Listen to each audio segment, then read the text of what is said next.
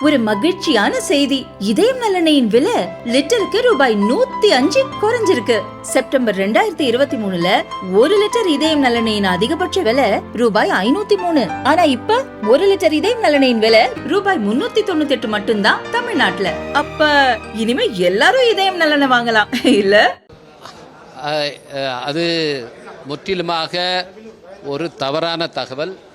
தமிழ்நாட்டில் இப்போது இருக்கிற முதலமைச்சர் மட்டுமல்ல, காலங்காலமாக எல்லா முதலமைச்சர்களும் தமிழிலே தான் கையெழுத்து போட்டுக்கொண்டிருந்தார்கள். செல்வி ஜெயலலிதா உட்பட அவரும் தமிழிலே தான் கையெழுத்து போடுவார். நாங்கள் நாடாளுமன்ற உறுப்பினர்களும் தமிழிலே தான் கையெழுத்து போடுகிறோம். அது மட்டுமல்ல, முதலாக 2019ஆம் ஆண்டில் தமிழ்நாட்டிலிருந்து சென்ற அத்தனை உறுப்பினர்களும் தமிழிலேயே பதவி உறுதிமொழி எடுத்துக்கொண்டோம். அதை பார்த்துவிட்டு மற்ற மாநிலங்களைச் சேர்ந்தவர்களும் அவரவர்கள் தாய்மொழியிலே உறுதிமொழி எடுத்துக்கொண்டார்கள். இன்றைக்கு பாராளுமன்றத்தில் பல மொழிகளைச் சேர்ந்தவர்களும் தங்கள் தாய்மொழிகளை பேசுகிறார்கள் என்றால் அதற்கு காரணமே தமிழ்நாட்டைச் சேர்ந்த நாங்கள் தான். ஆனால் இதை சொல்கிற பிரதமர் தான் தன்னுடைய தாய்மொழி மீது எந்த பற்றும் இல்லாதவராக இருக்கிறார். அவர் தன்னுடைய தாய்மொழியான குஜராத்தியிலே கையெழுத்து போடுவதில்லை, அதிலே பேசுவதில்லை. இன்றைக்கு தாய்மொழி பற்று யாருக்கு தேவை என்றால் நம்முடைய மாண்புமிகு பிரதமருக்குத்தான் தேவை, எங்களுக்கு அல்ல. சார், அவர் இன்னொரு விஷயம் பற்றி கூட பேசினாரு. தமிழ்நாடுக்கு பஞ்சு வரல என்று நீங்களும் பார்லிமெண்ட்ல பற்றி போராடி இருக்கீங்க. பட் யூபிஐக்கு கம்பேர் பண்ணால் 3 மடங்கு நாங்கள் ஃபண்ட்ஸ் கொடுத்துருக்கோம் தமிழ்நாட்டுக்கு அப்படின்றது அவரோட உறுதி.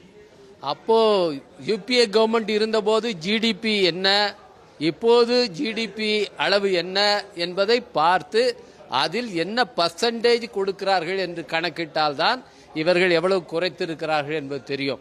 வெறும் ரூபாயை மட்டும் பார்த்தால் ஒவ்வொரு ஆண்டும் ரூபாய் ஏறிக்கொண்டே தான் போகும். அது அதிகமாக கொடுக்கிறேன் என்பது ஏமாற்றுகிற வேலை.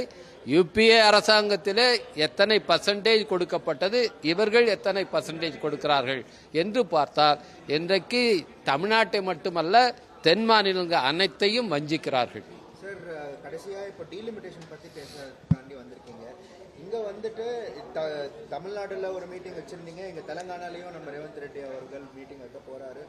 ஆனால் பிஜேபி மறுபடியும் சொல்கிறது, நாங்கள் கமிட்டியே வைக்கல, ரூல்ஸே ஃபார்ம் பண்ணல, இதுக்குள்ளே எதுக்கு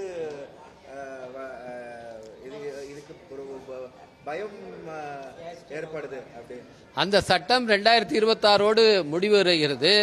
இவர்கள் இதுவரைக்கும் சென்சஸ் எடுக்காமல் வைத்துக் கொண்டிருக்கிறார்கள். ஏன் சென்சஸ் எடுக்கவில்லை என்பதை அவர்கள் யாருக்கும் சொல்ல மாட்டேன் என்கிறார்கள். 26 வரும்போது உடனே சென்சஸ் எடுத்து இன்றைக்கு இருக்கிற தொழில்நுட்ப வசதியில் ஒரு 6 மாதத்துக்குள் சென்சஸ் எடுத்து முடித்து விடலாம். சென்சஸ் எடுத்துவிட்டு இவர்கள் டீலிமிட்டேஷன் செய்ய மாட்டார்கள் என்பதற்கு எந்த உத்தரவாதமும் இல்லை. அவர்கள் எதையும் செய்யக்கூடியவர்கள். எனவே அவர்கள் உண்மையை மறைக்கிறார்கள். அவர்கள் இந்த நாட்டை இப்படித்தான் ஆக்கப் போகிறார்கள். அதை உணர்ந்துதான் நாங்கள் இதை சொல்கிறோம்.